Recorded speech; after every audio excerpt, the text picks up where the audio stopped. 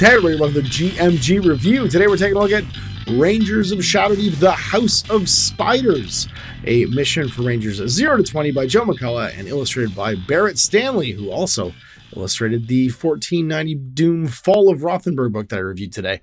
Getting tons of work, and I'm loving seeing all of his art out there. Great, fantastic art. He did the art behind me here with the spiders themselves in this cover. Now, this is a module expansion for Rangers of Shadowdeep, which is Frostgrave author Joe McCullough's sort of like indie project where he does like a solo and cooperative adventure game. Basically, in his Rangers universe, there is a great creeping doom. Think of like the Nothing from the Neverending Story that's eating up everything.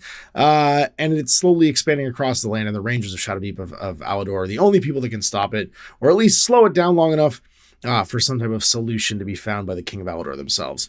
Now, this is for Rangers who are level 0 to 20, so there's 3 different difficulty modes you can crank it up to, and is kind of a bottle episode of Rangers of Shadowdeep. I love this. One of my favorite ever gaming experiences was a choose your own adventure book called The House of Hell, written by Ian Livingstone and Steve Jackson. Actually, I think that one's just Ian Livingstone. But it is a bottle episode. It's a spooky haunted house, a ghost ship, if you will, but full of spiders. And and it's basically a 2-part adventure. Now, he's done tons of these. You can see here, there's the core rulebook, and he's got Blood Moon, Temple of Madness, Ghost Stone, Incinerator, Menagerie, A Gathering of Heroes, and then Across the Waste and Dungeons Dark, and then finally Tenebrous Citadel, which is his like 3-part, I would call it his Gunslinger series, and then finally House of Spiders. Here's the newest one. So the single mission in 2 parts. The first part is arachnophobia. The second part is the web sack, and you don't even want to know what that means. And then finally, the Crown of Discernment is our MacGuffin here. The Crown of the King has been stolen, and with it, the 7 gems of wisdom that have brought guidance and prudence to the rulers of Alador for centuries. Thankfully, powerful spells have been laid upon these gems that allow them to be tracked. Already, they've been separated, and each is moving via a separate path towards the Shadowdeep. So you can expect at least 6 more of these bottle episodes. Once the gem slips into the dark clouds, the trail will be lost, and the king has summoned his Rangers and tasked them with recovering these jewels. So the first one has been taken to the House of Spiders, which you show up to in the middle of the night. For 2 days, you follow the points of the compass southeast, racing through fields and woods, pausing only for the briefest of necessary rest. On the 3rd day of your pursuit, the land becomes grimmer, scarred by signs of war. Then, as evening falls, you slow your pace and then stop, for stretching out in front of you is the great black sea of cloud that marks the Shadowdeep. You're right at the edge here. It's almost gone. And so now you get to pick your different your challenge level, and that's dictated by the sort of like the difficulty of the monsters. There might be additional bad guys that'll show up as you play the game. The big bad boss at the end of all this, which you can imagine is a spider, so I don't think I'm spoiling anything here, could have more health. And you can just have additional difficulty getting through the thing. So as the challenge level 1 is basically if you're up to level 8, play the missions as dictated. If you're challenge level 2, if your Ranger's 9+, basically of level, at this level, replace all giant spiders with spear leg spiders and all the zombies with zombie ragers. Man, just speaking my language with zombie ragers right there. Cillian Murphy's gonna have to come along and defeat them. Additionally, add 1 to the target number of all rolls called for in the scenario. So I think it's 10, 12 should be 13. Just the difficulties all go up because your skills are growing up. And then at level 3, and this is of course levels 20+, with 1 or 2 Rangers of level 20+, or players. So basically, if you're multiplaying this and all of your levels add together to more than 20+, you just want to go to max challenge. Replace all giant spiders in the scenario with red recluses and zombies with host zombies, which are zombies that blow up into swarms of spiders. Additionally, add 2 to the TNs for all your target numbers. So he's basically written in tougher bad guys. It's kind of like when you're playing Breath of the Wild, Legend of Zelda, and like you come back and the weird bokoblins have turned into like blue or silver or whatever. It's the world leveling up with you. And that's a great piece of game design. And I really appreciate, I think it makes his books like this more evergreen, because depending upon what you don't want is to lock out the fun and enjoyment of a scenario by having your particular campaign be at a different level than the book it's written. So Joe's just kind of wisely allowed you to throttle up or throttle down the difficulty, depending upon where you're at. As always, we get our list of stuff that we have to have. So we've got Glotha the Broodmother, guess who that is? A burrow worm, 2 giant rats, 13 or more giant spiders, 2 spider swarms, and up to 7 zombies. So first scenario 1 is arachnophobia. John Goodman is not present, but it takes, it takes a brave person to hack through a web-covered door of a giant mansion and look through it. So if you want a kind of Resident Evil kind of setup here, you're trying to set up the rooms of a building. So there's an observatory outside, storage room, a workshop, a dining room, a kitchen, a library, and a lounge. Each of these are given dimensions and some items inside, and all the items are letter coded because they can all be searched.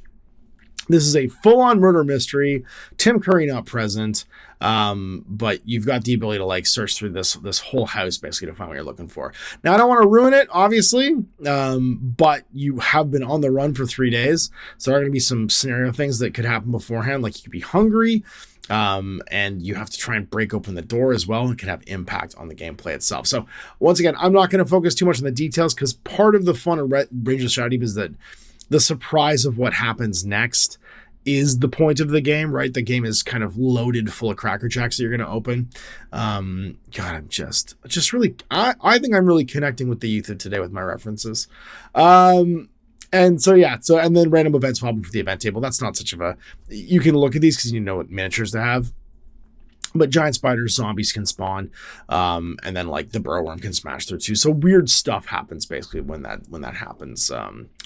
And it's the like jump scare stuff from like a Resident Evil style game, right? Stuff looms out of the corner. It's never quite the same twice.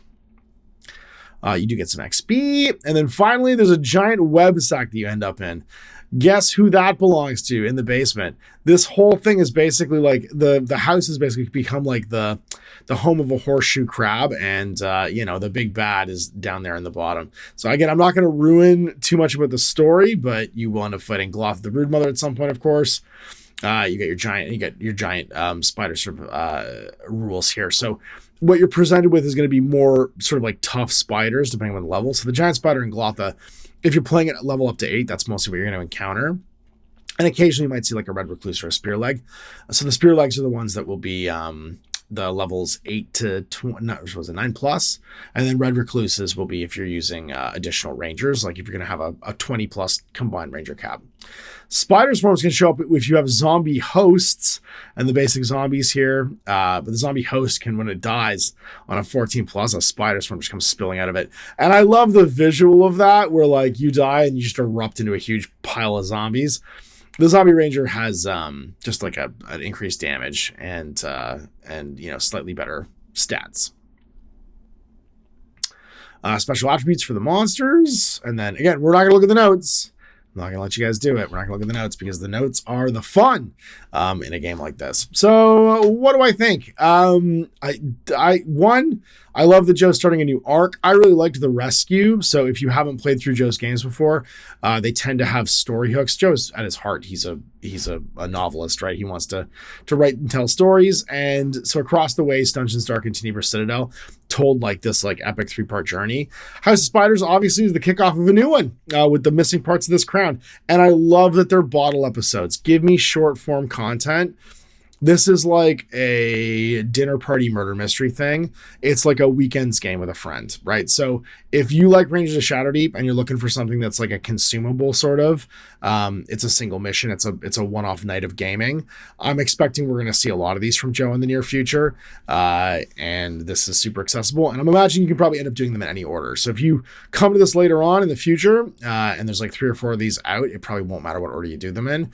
And eventually there'll be some kind of super showdown. We get the crown back to the king.